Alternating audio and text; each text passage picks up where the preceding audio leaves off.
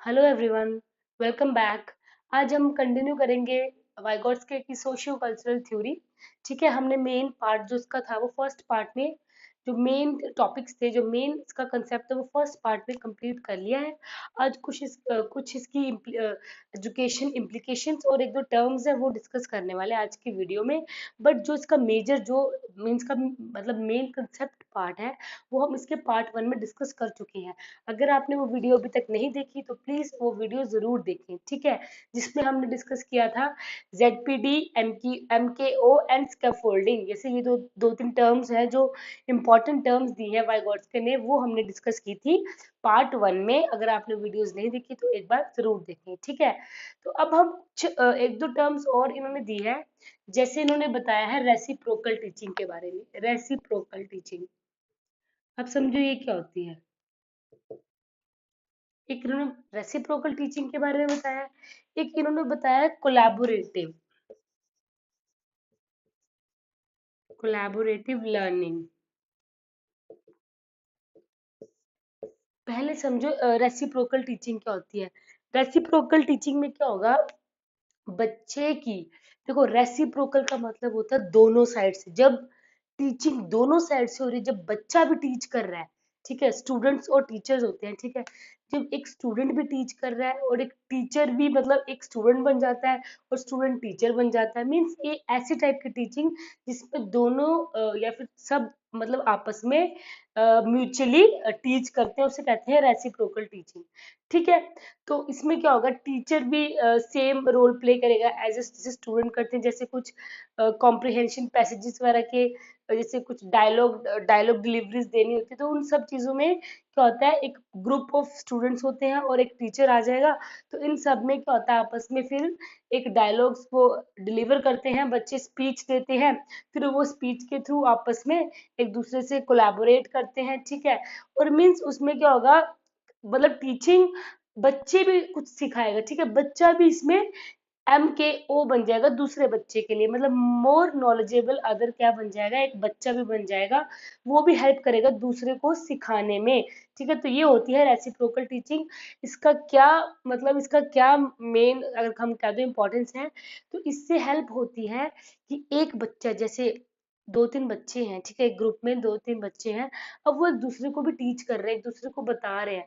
तो मीन्स वही है ना कि इसमें जैसे उसको भी वो एक दूसरे से सीख रहे हैं, ठीक है, एक दूसरे से वो सीख भी रहे हैं और एक दूसरे को वो सिखा भी रहे हैं। तो ये होती है रेसिप्रोकल टीचर टीचिंग। इसमें टीचर का भी इतना ही रोल होता है जितना एक स्टूडेंट का होता है।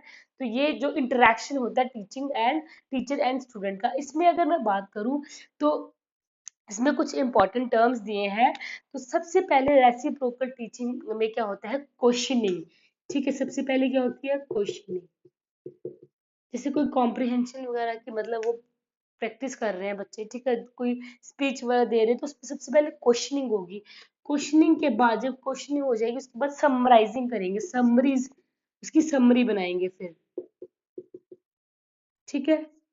समरीज बना ली, सबसे पहले क्वेश्चन की कि कैसे हुआ, क्यों हुआ, कहाँ हुआ, ठीक है। वो जो एक पैसेज में जो क्वेश्चनिंग बनती है, जितनी क्वेश्चनिंग बनेंगी वो क्वेश्चनिंग कर लेंगे। उसके बाद उसकी एक समरी बना लेंगे कि मतलब कि छोटा सा एक कंक्लूजन सा समरी सा बना देंगे कि ये सब इसमें हुआ है, ठीक है। समरी जब बना लेंगे, समरी बनाने के बाद क्या होगा, अब बच्चे क्या करेंगे, उनमें कुछ अब ये होगा कि वो एक दूसरे के, उनको डाउट्स भी होंगे ना, डाउट्स भी तो क्लियर कर रहे हैं। देखो सबसे पहले क्वेश्चन आ गए, क्वेश्चन आ गए, फिर उसके बाद समरी बन गई, ठीक है। अब वो डाउट को क्लियर करेंगे तो clarification, clarifying, questioning, summarising, clarifying, फिर कुछ क्लैरिफिकेशंस होंगी, एक दूसरे को क्लियर करेंगे टॉपिक्स को, ठीक है। फिर देन उसके बाद लास्ट आ जाएगा प्रिडिक्शन, प्रिडिक्टिंग या प्रिडिक्शन, ठीक है। तो ये एक प्रोसेस है रेसिप्रोकल टीचिंग की। सबसे पहले क्वेश्चनिंग होगी, उसके बाद उसको समराइज करेंगे, देन उसमें पॉइंट्स को क्लियर करेंगे, क्लैरिफिकेशन के बाद हम उसके बाद उसमें प्रिडिक्शन करेंगे कि उसकी क्या आउटकम निकल सकती है, उसका नेक्स्ट जो नेक्स्ट मतलब उसका हम निकालेंगे कोई, कह लो ना एक आउटकम या कुछ उसका पॉइंट्स जो निकल के आएंगे, ठीक है। एक प्रिडिक्शन क्या आएगी, उस जो कॉम्प्रिहेंशन पैसेज की जो प्रिडिक्शन है वो क्या निकल सकती है, तो ठीक है, वो लास्ट स्टेप आ जाएगी प्रोडक्शन में, ठीक है। तो ये थी इनकी रेसिप्रोकल टीचिंग, जिसमें टीचर भी एज एक टीचर और एक बच्चे सब आपस में मिलके इंटरैक्टिव रोल प्ले करते हैं, और मतलब कि खुद जैसे टीचर स्टूडेंट बन जाएगा, ठीक है, और स्टूडेंट क्या बन जाएगा, टीचर बन जाएगा, ठीक है। तो ये होता है, जैसे ड्रामा वगैरह भी हो सकता है कि एक मतलब कोई प्ले चल रहा है तो उसमें भी अगर टीचर भी अपना रोल प्ले करे, तो रेसिप्रोकल टीचिंग बहुत इंपॉर्टेंट है, क्योंकि इससे क्या होता है बच्चे के अंदर जैसे कुछ मतलब एक बच्चे के अंदर कॉन्फिडेंस आएगा, ठीक है। वो बच्चा खुद मतलब वो अपने आप को एक्सप्रेस कर सकता है, मतलब वो लैंग्वेज के थ्रू, थॉट्स के थ्रू अपने आप को एक्सप्रेस कर पाएगा, ठीक है। तो ये होती है रेसिप्रोकल टीचिंग। अब हम कोलैबोरेटिंग लर्निंग की बात करें, तो कोलैबोरेशन का मतलब होता है एक साथ कोलैबोरेट करना, मींस एक साथ पढ़ना। तो इसमें हम कह सकते हैं कि पीयर ट्यूटोरिंग भी आ सकती है, जैसे पीयर ग्रुप्स में पढ़ना बहुत अच्छा लगता है, ग्रुप स्टडी करना बहुत जल्दी समझ आती हैं चीजें। कईयों का एक टॉपिक क्लियर होता है, मतलब कि अपने अपने टॉपिक सबके क्लियर होते हैं, ठीक है। तो कोई बच्चा एक टॉपिक किसी को समझा देता है, अगर किसी को वो नहीं आ रहा तो वो कुछ और समझ लेगा, मतलब आपस में सब एक साथ पढ़ते हैं कोलैबोरेशन में। इससे उनकी बॉन्डिंग भी बनती है, इससे मतलब एक जो मोर नॉलेजेबल अदर है, अगर हम वाइगोत्स्की की मतलब जो टर्म्स की बात करें, तो जो मोर नॉलेजेबल अदर वो होगा जिसकी नॉलेज उसमें उन सब में ज्यादा होगी, तो वो वहां पे MKO बन जाएगा, वो स्कैफोल्डिंग या फिर हेल्प प्रोवाइड करेगा बाकियों को, ठीक है। तो ये है कि ये कोलैबोरेटिव लर्निंग भी होनी चाहिए टीचिंग सॉरी एजुकेशन में, रेसिप्रोकल टीचिंग भी होनी चाहिए, कुछ टर्म्स एजुकेशनल की। अगर अब हम इसमें एजुकेशनल इम्प्लीकेशंस की बात करें, एट लास्ट अब जो इसे हम लास्ट में देखेंगे कि एजुकेशनल इम्प्लीकेशंस क्या होंगी, तो देखते हैं।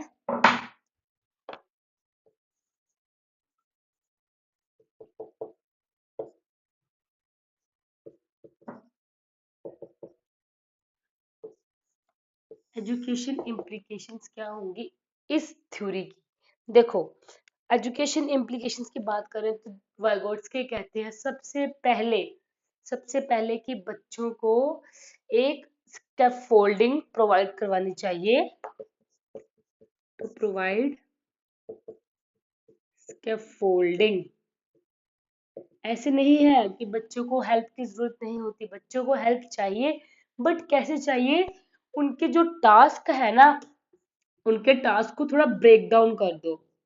मेन उनके टास्क जो है ना बच्चों के, उनको छोटे छोटे पीसेस में डिवाइड कर दो, उनको सिखाओ धीरे धीरे, मतलब उनको बच्चों को हमने एजुकेशन में एक टीचर का रोल है कि वो उसको बच्चे को सिखाएगा कि तुम्हें अगर ये चीज नहीं आ रही तो उसकी हेल्प करेगा, मीन्स उससे टास्क धीरे धीरे स्लोली स्लोली और डिवाइड करके देगा, जिससे बच्चा धीरे धीरे अपने गोल की तरफ बढ़ता है, बच्चा अपने ZPD लेवल की तरफ बढ़ता है, ठीक है, वो अपने कंफर्ट जोन से बाहर निकलता है। तो हमें इसका फोल्डिंग प्रोवाइड करवानी चाहिए बच्चे को एजुकेशन में, ठीक है। सेकंड, अगर मैं इसकी बात करूँ इनकी एजुकेशन इम्प्लीकेशंस की, तो इसमें कोलैबोरेटिव लर्निंग का बहुत रोल है, कोलैबोरेटिव लर्निंग होनी चाहिए, क्योंकि बच्चे ग्रुप में बहुत अच्छे से सीखते हैं, ठीक है। अपने फ्रेंड ग्रुप में बच्चे कॉन्फिडेंस रहेंगे, उनके अंदर एक कॉन्फिडेंट भी बच्चा अपने आप को फील करेगा, और बच्चे के अंदर मतलब एक एक्सप्रेस भी कर पाएगा, क्योंकि वो उसके फ्रेंड्स होंगे, उसके एजमेट्स होंगे, तो उसके अंदर एक मीन्स एक्सप्रेस भी हो जाएगा, बच्चा अपने आप को एक्सप्रेस भी कर सकता है कि उसके जो भी उसकी टॉपिक क्लियर नहीं है, कुछ भी है या फिर उसको समझाना है, तो ये बहुत अच्छी एक लर्निंग है, या मीन्स की एक एजुकेशन में बहुत अच्छा रोल प्ले करती है कोलैबोरेटिव लर्निंग, ठीक है। और अगर हम बात करें तो वाइगोट्स्की ने कहा है जैसे कि लैंग्वेज का बहुत इंपॉर्टेंट रोल है इसमें, ठीक है, अपनी कॉग्निटिव डेवलपमेंट में, ठीक है। तो कॉग्निटिव डेवलपमेंट में लैंग्वेज का बहुत ही इंपॉर्टेंट रोल है, और सोशियो कल्चर सोसाइटी का कल्चर का इंपॉर्टेंट रोल है किसमें, बच्चे की कॉग्निटिव डेवलपमेंट में। देखो अगर बच्चे की सोसाइटी कल्चर कितना फर्क पड़ता है, दो दो बच्चों को कंपेयर करो, ठीक है। एक बच्चे का कल्चर ऐसा है कि वो मतलब कि उसको पता है, ठीक है, वो अभी जस्ट 3 साल का है, और उस बच्चे को पता है उसकी सोसाइटी, उसका बैकग्राउंड ऐसा है कि उसे पता है कि अब उसे एजुकेशन प्रॉपर नहीं मिलेगी, ठीक है। एजुकेशन मतलब उसके लिए लास्ट है, सबसे पहले उसके लिए उसका कि काम काम से उसको मतलब पैसे चाहिए, कि उसको काम करना है, उसको पैसे मिलेंगे, क्योंकि उसके घर में सब ऐसा ही रूल चलता है, ठीक है, कि उनको कमाने से मतलब है, उनको काम करने से मतलब है, उनको एजुकेशन से मतलब नहीं है। मतलब जैसे उसके पेरेंट्स करेंगे वैसा ही वो बच्चा करेगा, ठीक है। छोटी एज में वो देखेगा कि उसके पेरेंट्स देखो काम के लिए जा रहे हैं, वो मतलब जो भी लेबर है कुछ भी है वैसे काम करेंगे, वो बच्चा भी अपने आप को वैसे ही बना लेगा, ठीक है। या कुछ भी मतलब वो कुछ ऐसे काम जो मतलब जिसमें बच्चे का एजुकेशन का रोल कुछ इतना ज्यादा नहीं है, तो वो बच्चा भी वो उस सोसाइटी का बच्चा अपने आप को वैसे बना लेगा। एक साथ दूसरी सोसाइटी का बच्चा है जिसको हर एक एजुकेशन मिल रही है, उसको प्री स्कूलिंग से लेके उसको फॉर्मल एजुकेशन तक अच्छे से मिलेगी, तो उन दोनों बच्चे के आपस में देख लो उनके कॉग्निटिव डेवलपमेंट में कितना ही ज्यादा फर्क होगा, ठीक है। वो दोनों का एनवायरनमेंट बिल्कुल डिफरेंट है, दोनों बच्चों का एनवायरनमेंट बिल्कुल डिफरेंट है। एक बच्चा है वो काम पे मीन्स वो काम करके ज्यादा सीख रहा है, वो अपने काम से ही सीख रहा है, उसका एक रूम वाला मतलब स्पेस वाला काम कम होगा। जो बच्चा जिसका एक बैकग्राउंड नॉर्मल एक पुअर बैकग्राउंड से, ठीक है, वो बच्चे क्या करेगा, वो बच्चा मीन्स काम करके ही वो बहुत काम करेगा, और उस काम से ही उसको लर्निंग मिल जाएगी, उसकी कॉग्निटिव डेवलपमेंट उसकी काम से हो रही है। एक दूसरे साइड जो बच्चा है जिसको एजुकेशन अच्छे से मिल रही है, वो बच्चा कैसे सीखेगा, वो बुक से सीखेगा, उसको बुक्स मिल जाएंगी, टॉयज मिल जाएंगी, उसको रिसोर्सेज मिल जाएंगे, वो बच्चा वैसे सीखेगा। तो सोशल और कल्चरल चीजों से मतलब इन्हीं वाइगोट्स के तो कहते ही यही है कि सोशल सोसाइटी एंड कल्चर बहुत इंपॉर्टेंट प्ले रोल प्ले करती है एक बच्चे की कोग्निटिव डेवलपमेंट में। जैसे जैसे बच्चे की सोसाइटी है वैसे ही उसकी कोग्निटिव डेवलपमेंट होगी, ठीक है। ऐसा कुछ नहीं है जैसे जीन पियाजे कहते हैं कि बच्चे की पहले स्टेजेस में डेवलपमेंट होगी, देन उसकी लर्निंग हो रही है, मतलब वो बच्चा एक उन्होंने मतलब बायोलॉजिकल थ्योरी दी है उन्होंने थोड़ी सी कि हाँ कि मतलब बच्चा कुछ gross motor skills, fine motor skill, physical development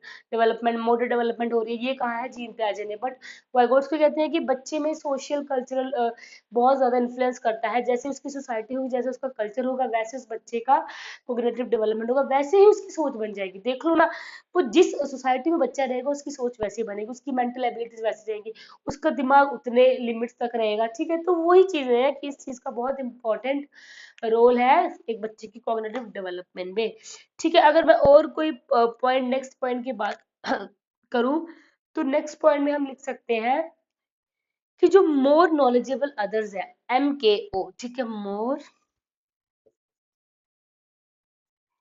knowledgeable, जो भी है उसकी फैमिली, पीयर, टीचर, या फिर कुछ भी मीडिया ले लो, टीवी ले लो, कुछ भी सोशल मीडिया कुछ भी, ठीक है, ये भी बहुत इंपॉर्टेंट प्ले करते हैं। अब वो देखो कैसे, देखो ना बच्चे को, बच्चा जो मेन जो उसको सिखाने वाला है वही तो उस पे सबसे ज्यादा इम्पैक्ट डालेगा। अगर उसकी फैमिली उसको कुछ सिखा रही है वही बच्चा बनेगा। उसके पीयर्स कैसे हैं, ठीक है, उसके एडोलेसेंस टाइम ऐसा होता है, बच्चे का पीयर इन्फ्लुएंस बहुत ज्यादा होता है, बच्चा बहुत सीखता है अपने दोस्तों से, वो भी उससे बच्चे का फर्क पड़ेगा कि बच्चे की कोग्निटिव डेवलपमेंट कैसे हो रही है, उसके टीचर्स कैसे मिले हैं उसे। अगर उसे पार्शियल टीचर मिल गए, ऐसे टीचर मिल गए जो मतलब कि एक मतलब उन्होंने रूल बनाया हो कि बैक बेंचर्स को नहीं, बैक बेंचर्स होंगे उनसे क्वेश्चनिंग ही नहीं करनी, उनको देखना नहीं है, उनको मतलब क्लास से बिल्कुल ही कहते हैं ना वो बायकॉट कर देना कि ये क्लास से अलग है, ठीक है, और सिर्फ आगे जो फ्रंट बेंचर्स है उनकी तरफ देखना। तो वो जो बैक बेंचर्स हो गए, अगर वो इनमें से कोई एक बच्चा होगा, ऐसा कोई टीचर मिल गया, तो वो बच्चे का देख लो कॉग्निटिव डेवलपमेंट कैसे होगा, बहुत फर्क पड़ता है बच्चे की कॉग्निटिव डेवलपमेंट पे अगर टीचर ध्यान नहीं देगा बच्चे पे, ठीक है।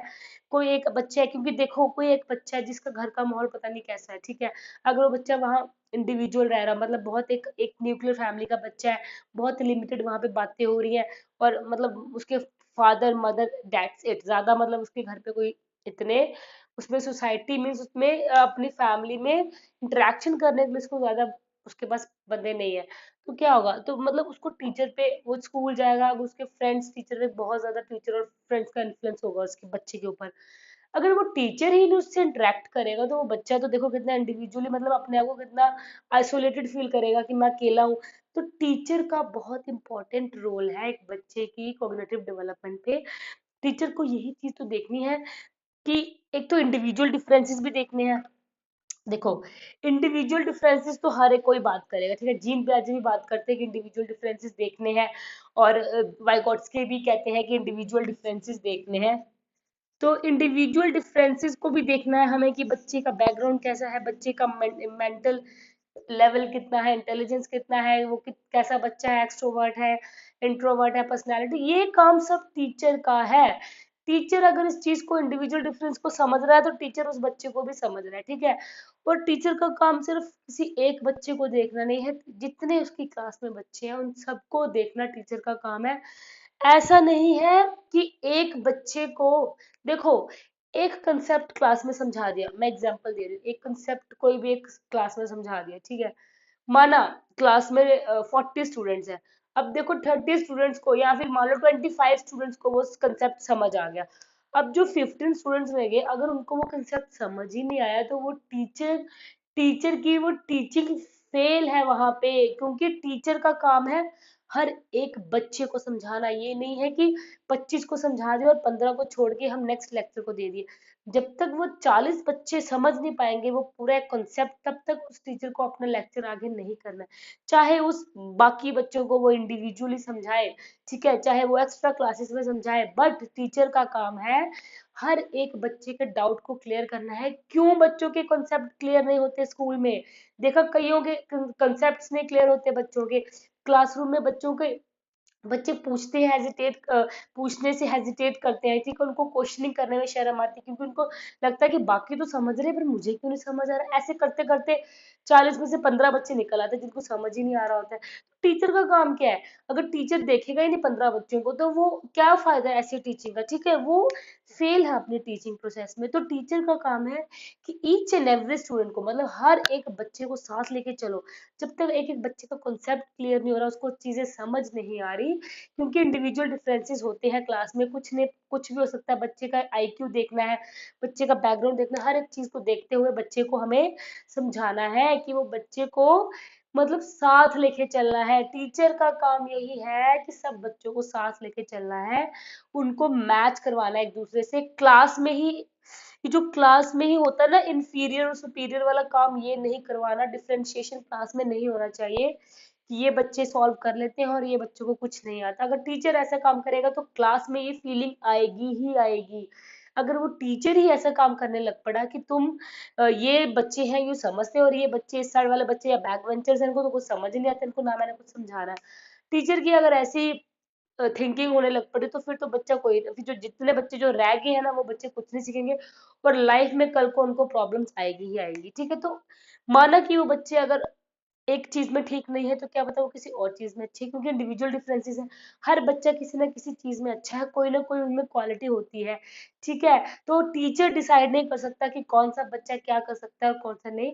उन्हें टीचर का काम है सिर्फ फैसिलिटेट करना है। बच्चा क्या है, एक कंस्ट्रक्टिविस्ट है, बच्चा अपनी नॉलेज खुद बनाता है, ठीक है। बच्चा अपनी नॉलेज खुद बनाता है, टीचर का काम है सिर्फ फैसिलिटेट करना, गाइड करना, उसको असिस्टेंस प्रोवाइड करना, हेल्प स्कैफोल्डिंग प्रोवाइड करना, ठीक है। तो ये जो MKO है, चाहे कुछ भी है, ये मीडिया का भी इन्फ्लुएंस इम्पैक्ट नेगेटिव हो सकता है, पॉजिटिव हो सकता है। तो ये सब जो MKO है ये भी बहुत इन्फ्लुएंस करते हैं बच्चे की कॉग्निटिव डेवलपमेंट में।